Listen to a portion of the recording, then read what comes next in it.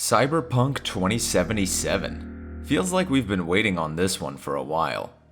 I've avoided pretty much everything that's come out about it in anticipation for its release. The last thing I remember about this game is people freaking out over Keanu Reeves' breathtaking E3 presentation of Cyberpunk. You're breathtaking! But now that we're only about 2 months out from the game's release, I think I can allow myself a little peek. Am I right for the job? Okay, I'm in. Few have gone through to the other side. Let's do this. Wow. That was breathtaking. Here's the thing. While writing this script, I'm having trouble even describing to you guys all of what you can do in Cyberpunk 2077, just because there's so much to do that I don't even know where to start. Here's one of the best examples I got. There's a gameplay portion where our character is getting his car fixed by a mechanic. Since the mechanic isn't doing the best job, we take it upon ourselves to fix the engine. Right off the bat, there seems to be two options. One where we leave it to the mechanic, and one where we fix it ourselves. We hop into the car afterward and attempt to start the engine, which fails. Now again, we're presented with a choice. We could either continue to try and start the engine, or we can give up and exit the car. After continued attempts to start the engine, the car finally revs up. For as simple of a scenario as this, because you're literally at a mechanic shop, we've been presented with 4 branching paths. One where we leave it to the mechanic, one where we fix it ourselves, one where we successfully turn on the car, and one where we could give up before getting it to start. Now, do all these branching paths only lead to one outcome? If The Witcher 3 was any indication, I highly doubt it. I'd say at a minimum, this scenario alone leads to 2 branching outcomes. You think it'd be done there too, but no. Then the sheriff comes in and starts questioning why you're in town. I wonder if before coming through, you would be able to visit the sheriff before coming to the workshop, so you could avoid being harassed when trying to leave. Regardless, the player starts getting hounded, and the scene ends there. I'm sure there's only 2 ways that ends, either killing the sheriff or letting him live. That many options within just a minute or so of gameplay, and we all know how long CD Projekt Red's games go on for. Imagine how much more expansive the full release will be, and how much replay value all those different options will allow for. This game could easily be played for hundreds and hundreds of hours. There are even different life paths to be chosen in Cyberpunk, with one of those life paths being called the Street Kid life path. This life path, if chosen, places you within Night City, the main hub of the game, at the start. To quote CD Projekt Red, "If you choose the Street Kid life path, you have lived most of your time in Night City. You know the streets, you know the gangs, you know the slang, and you know what's going on in the lower life aspects of the city, which can give you good opportunities later on in the game." It sounds pretty legit.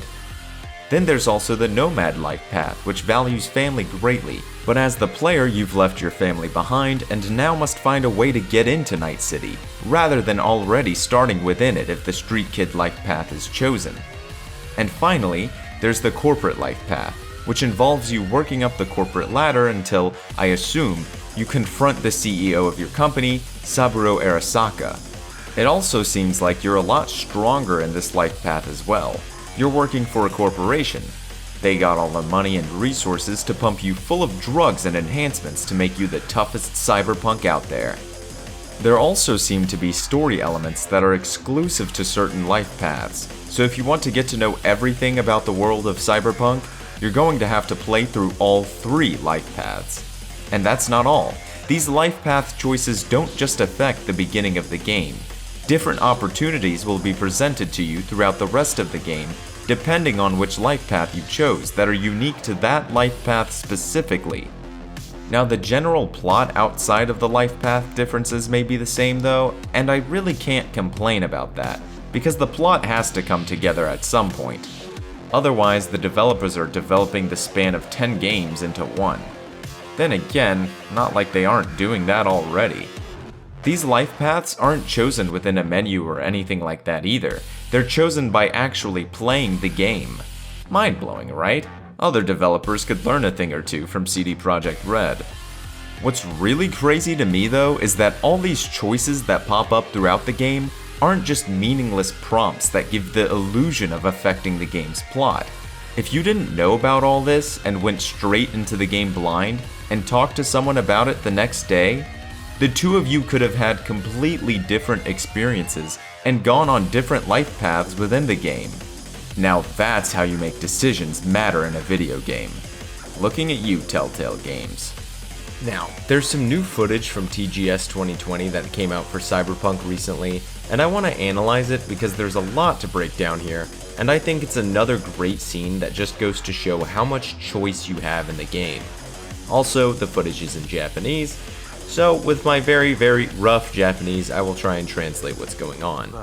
モデル MT-0D12 通称フラットヘッドそれが何だってんだよ、ああブリックに代金を支払ってやる俺は受け取りに来ただけだ必要ならロイスと直接話をしてもいいがいや、俺と話せ俺はダムだ座れ、そこのソファだ Here, we're already presented with a choice, to sit on the sofa or to not.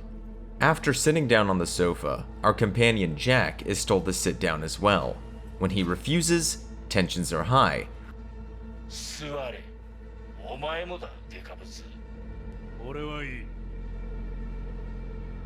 何かぶつけてやがんだソファに座れっつってるだけだろうが断る。いい度胸してんじゃねえか座らねえと頭に鉛をぶち込むぞ The cyborg tells him either sit, or I'm gonna break your head open.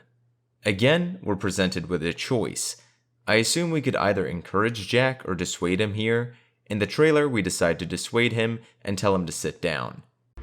さて景気づけといこうじゃねえかほらよ And again, we're presented with another choice. There's three options here. We can either take the inhaler, refuse it, or ask what's in it. We choose to receive it, and after partaking in the drug, the cyborg gets down to business and brings out the model you were asking about. さてとこいつがフラットヘッドだモデル MT-0D12 The player states, "Kakunin shitai," which means I want to verify the unit. しょうが The ね cyborg obliges and starts telling us all of what this unit can do. It can climb walls, turn invisible, and I assume this unit may become another way for you to take down your enemies after completing this little scenario. さらに新型アクチュエーターにはスタン70ケブラーの合金が使われてるこれを見てみる完全統合型リンクだこいつが壁を登り天井からぶら下がったりしたら酔い止めが必要になるな気に入ったがブリックに支払い済みだブリックにねブリックなんてやつここにいるかいねえよな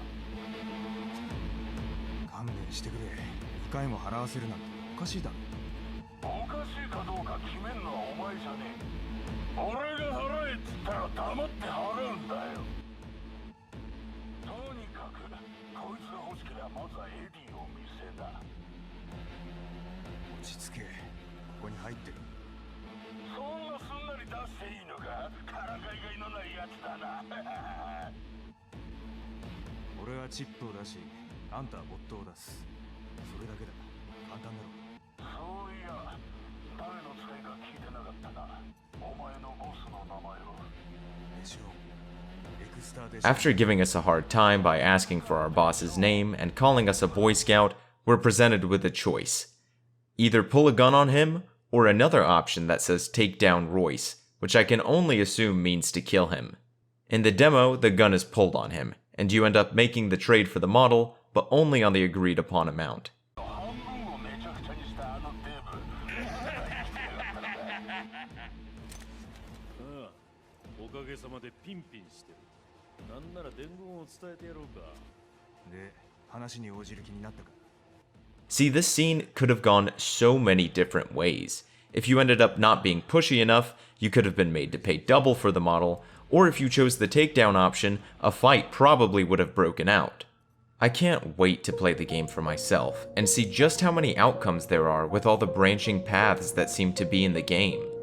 Regardless, I hope you guys enjoyed my take on why Cyberpunk will be the next open-world game that sets the standard for any subsequent games that try to call themselves open world.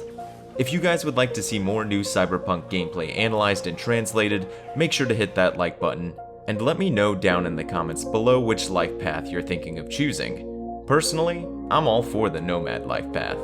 Also guys, don't forget to subscribe for more quick reviews content in the future. Otherwise, Cyberpunk 2077 is gonna be more like Cyberdump 2077.